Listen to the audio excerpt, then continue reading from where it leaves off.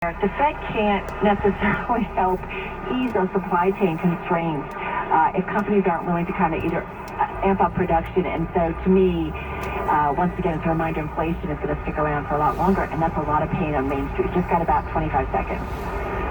Yeah, and I think that is a big problem. And, you know, when you think about the oil patch, they're scarred by the shale bust, and I think that the investors want the money. So really, the Fed's between a rock and a hard place.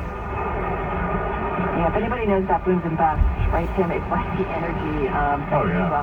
Hey, Ed, thank you so much. A really important and relevant story. He is Bloomberg News Senior Markets Editor Edward Harrison on the phone from Washington, D.C. Find this story online at Bloomberg.com/businessweek and on the Bloomberg, right? But it's just tricky. Even Fed Chief Jay Powell saying this inflation stuff is tricky. This is Bloomberg. Join Brian Curtis and Doug Krisner at 6 p.m. Wall Street time for Bloomberg Daybreak Asia on Bloomberg Radio. They'll report on the Asian market reaction to today's Fed decision. Daybreak Asia, tonight at 6 on Bloomberg Radio. What's happening in D.C.?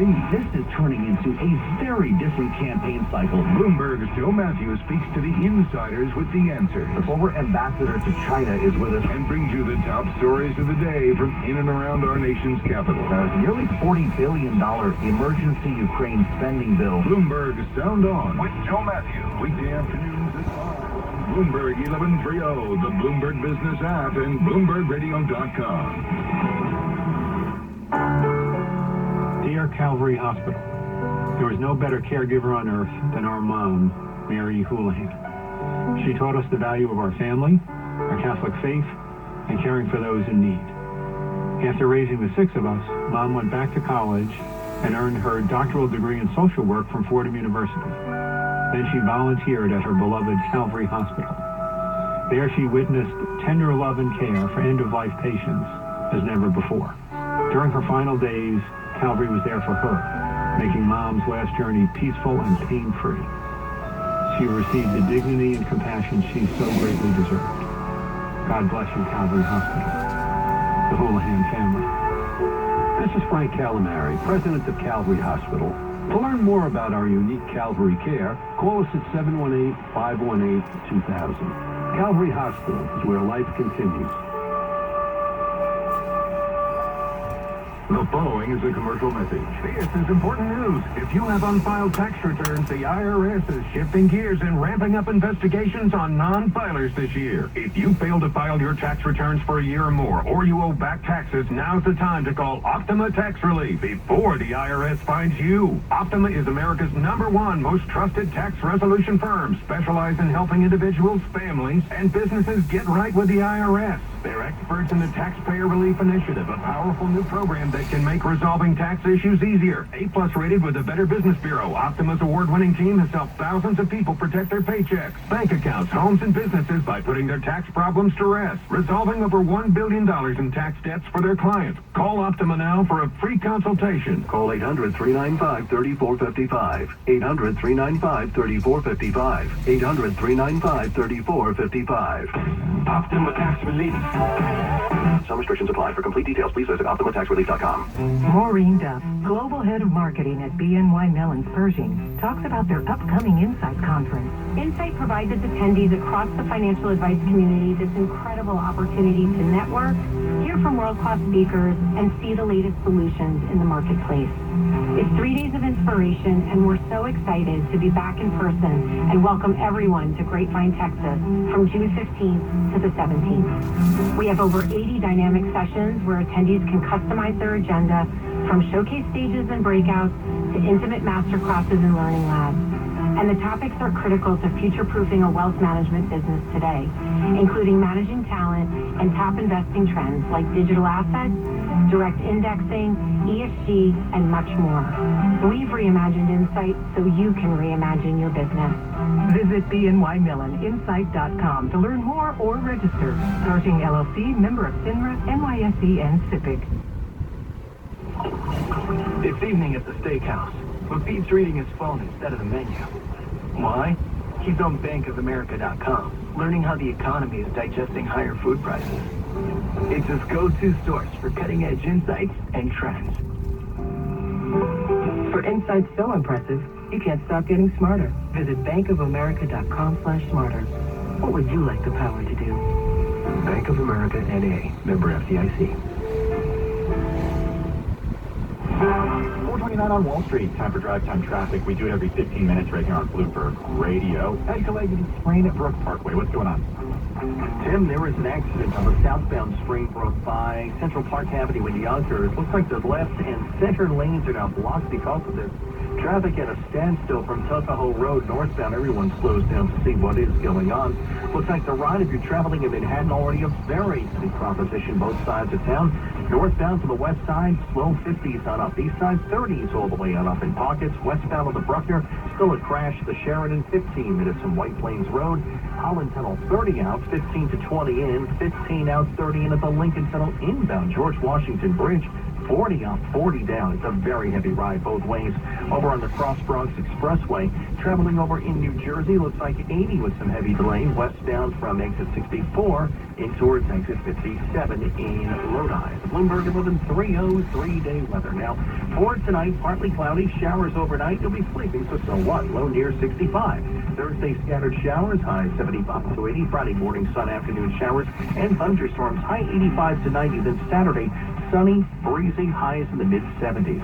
Right now in Central Park, skies are sunny, current temperature 75 degrees. With the best ride in and out of the city, I'm Ed Kalegi. This is Bloomberg 1130. Bloomberg Business Week continues. Broadcasting live from the Bloomberg Interactive Brokers Studio in New York. Bloomberg 1130 to Washington, D.C. Bloomberg 99.1 to Boston. Bloomberg 106.1 to San Francisco. Bloomberg 960 to the country. Sirius XM Channel 119. And around the globe, the Bloomberg Business app and BloombergRadio.com. This is Bloomberg Business Week. Hey, it's Bloomberg Business Week. Tim Stennebeck. I'm live in the Bloomberg Interactive Brokers studios in New York. Carol, live from Grapevine, Texas right now. She's at Gaylord Texan Convention Center in Dallas at the BNY Mellon Pershing Insight Conference. We've got 2,000 members of the financial advice community. They're gathered there for learning, inspiration, and networking. We're going to be checking in with a few of them in the second half of the 4 o'clock hour, starting in just a few minutes. First, though, Charlie Pellet, give us an update on how the market's closed and how things are looking now. Well, let us begin with a big story as we recap and reset here with the Federal Reserve raising rates by 75 basis points, as many expected today. Biggest increase since 1994, and Chair Jay Powell signaled another big move next month, intensifying a fight to contain rampant inflation. Here's Powell at the news conference. You heard it live right here on Bloomberg Radio. From the standpoint of our congressional mandate to promote maximum employment and price stability, the current picture is plain to see. The labor market is extremely tight, and inflation is much too high. Against this backdrop, today the Federal Open Market Committee raised its policy interest rate by 0.75 percentage point and anticipates that ongoing increases in that rate will be appropriate.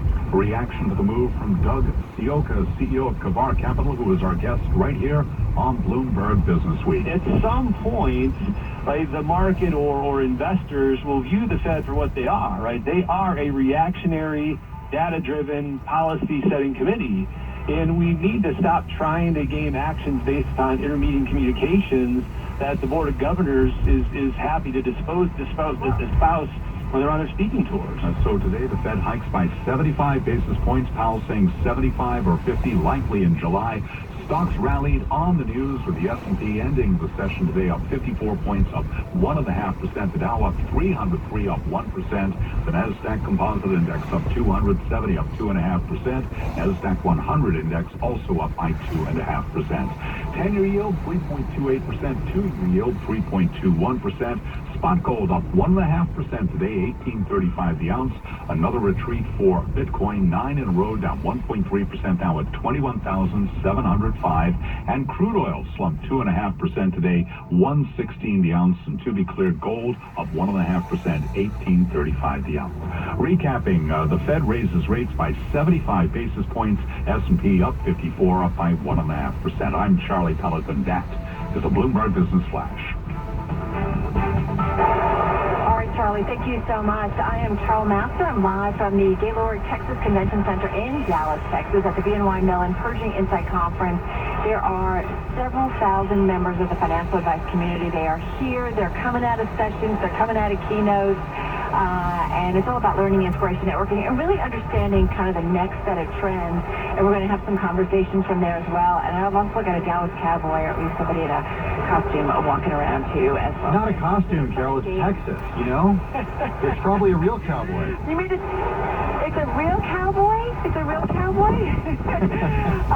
Interestingly enough, I think it's interesting. I think there's so much going on, certainly, in the big macro picture, right? And the Fed and also global central banks. We didn't even get to talk about that emergency meeting by the ECB this morning. So much going on, and just getting settled, and because he's had a busy day already, and we're delighted to have with us is Ben Harrison. He's Chair Head of Wealth Solutions at BNY Mellon Pershing, on site here at BNY Mellon Pershing's Insight 22 conference. We do have, actually coming into the picture. Do you want to come on over, the Dallas Cowboy? That is a real cowboy. See us on YouTube. I wasn't kidding. I don't know if he's got any financial advice. I don't know. Are you upbeat? Is the glass half full or is the glass half empty? Not so. All right, we got to do a little bit of an interview. We're going to talk about the financial community. But good to see you. All right, we'll see you. We got to get a microphone, right, Carol, on the cowboy. All right, let's get to Ben Harrison. So Ben, how are you? And what's top of mind right now? And I think about all of the investment advisors that you are talking to and try to address at the event this year. Sure. Well, thanks for being here, Carol. Sure. And I actually just came off of a panel session, and we talked about the future of financial advice and wealth management. Covered a lot of ground. And thinking about that younger generation. Thinking about the younger generation. And actually, here at Insight, we have a couple of really cool experiences for the next generation. We've got a student center where we have right around here. Yeah, we have over 12 universities participating, over 65 students that are enrolled in CFP programs focused on financial planning. They're going to come into this profession and be that next generation of leadership. We also have a next leadership forum that we're hosting for advisory firms to send their next gen leaders. We've got a cohort of those individuals that we meet with on a regular time, sometimes in person, sometimes remotely, but it's great to be back in person here. It's great to have you back in person. Tim, come on into the conversation. Tim, my co-host, is going to be joining us tomorrow. He's actually on Zoom, but you'll hear him in your ear. Hey, Ben, good to have you with us. Thanks for joining us. I'm wondering what the younger generation is looking for. What are the differences in attracting the next group of talent? Like, what do you have to do differently to make sure that they thrive in the industry? You really have to give them a purpose, right? It's a different industry, and it's a different challenge for all of us to think about how we can recruit new talent into this market. And it's such a rewarding profession, actually. You get to spend time with people. Yeah. You get to impact their lives. You get to really get very deep in terms of into the minds of what makes people tick and what moves them. And if you think about financial planning and financial advice, it's really less about the money and more about how people feel about the impact of their lives. So I think that you need to draw young people in by sharing that it's not all about money and sales and what Wall Street felt like in the past. Right. What's top of mind? I was reading a press release out yesterday about Insight, and it quoted you saying the next generation of talent has the power to reshape our industry. What should we all get ready for in terms of that reshaping? Yeah, actually, it's interesting that the financial services marketplace actually has a better perception now than we've had in the past, but we still have a lot of work to do in order to change the demographics. We're investing in next gen and also in diversity, equity, and inclusion, and if you look around at the participants at the conference, it still doesn't look the way that we want it to. So the next gen leaders can really focus on being very intentional about what the workplace of the future looks like, how to serve clients in a new and innovative way, right? What their fellow coworkers are going to look like, and diversity of perspective and diversity of background, and how they can really change and reshape the way, reimagine, as we were saying here at Insight, what the industry looks like. Well, I feel like this all fits into your panel interview tomorrow about the future of money, so looking forward to it. Ben, thank you so much, and thank you for inviting us and including us. Ben Harrison, co-head of Wealth Solutions at BNY Mellon Pershing, joining us here. Let's go check on the latest world and national news with Denise Pellegrini. She's here in New York. Hey, Denise. Well, Tim, parents with young children, they are now one step closer to being allowed to get their kids a COVID vaccine. An independent advisory panel for the FDA has just voted to approve the Moderna and Pfizer vaccines in children as young as 6 months old. There are 21 total voting members, and we have here 21 yes votes. It is a unanimous vote, and there is 0 no votes and 0 abstains. And those shots are either a 2-dose or 3-dose regimen. They could start going into the little arms as soon as next week. Dr. Anthony Fauci has tested positive for COVID. He's 81 years old, and he's, of course, the advisor to President Biden. He's experiencing mild symptoms and working from home. Los Angeles County's indoor mask mandate could be making a comeback if COVID cases continue to rise. That's according to that area's health department. Some snags with that bipartisan deal that senators said they had on gun safety over the weekend. Republican Senator John Cornyn of Texas says one issue is closing that so-called boyfriend loophole that allows some domestic violence offenders to buy guns. The way that non-traditional relationships are handled in terms of domestic violence misdemeanors. We've got to come up with a good definition of what that actually means. And the U.S. is sending $1 billion more aid to Ukraine. Defense Secretary Lloyd Austin. We're working in lockstep to meet Ukraine's requests for new capabilities, especially its need for long-range fires, armor, and coastal defense. Global News, 24 hours a day, on air and on Bloomberg Quick Take. I'm Denise Pellegrini. This is Bloomberg. Thank you so much. So we're still here with Ben Harrison, co-head of Wealth Solutions at BNY Mellon Pershing, on site at BNY Mellon Pershing Insight 22 here in Texas. Tim and I talking with him. Technology. Tell me about the role of technology, whether it's DeFi, whether it's blockchain. How do you think about it? Well, technology. And how should RIAs be thinking about it? Technology is so critical to the way in which advice is delivered, and we've seen an evolution of technology really over the last several years, and in the last decade we've seen so many fintech companies, wealth tech companies come into the space in really giving tools for advisors to be able to scale their business, to be able to serve their clients much more effectively. And if you think about what we've just gone through in the last 2 years during the pandemic, it's really accelerated the digitization and the way in which investors are comfortable engaging with their financial professionals in terms of e-signature and, a paperless environment. Right.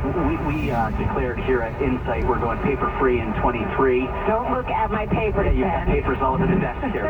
We've got to clean that up a little bit. But are you serious? Is that where we're going?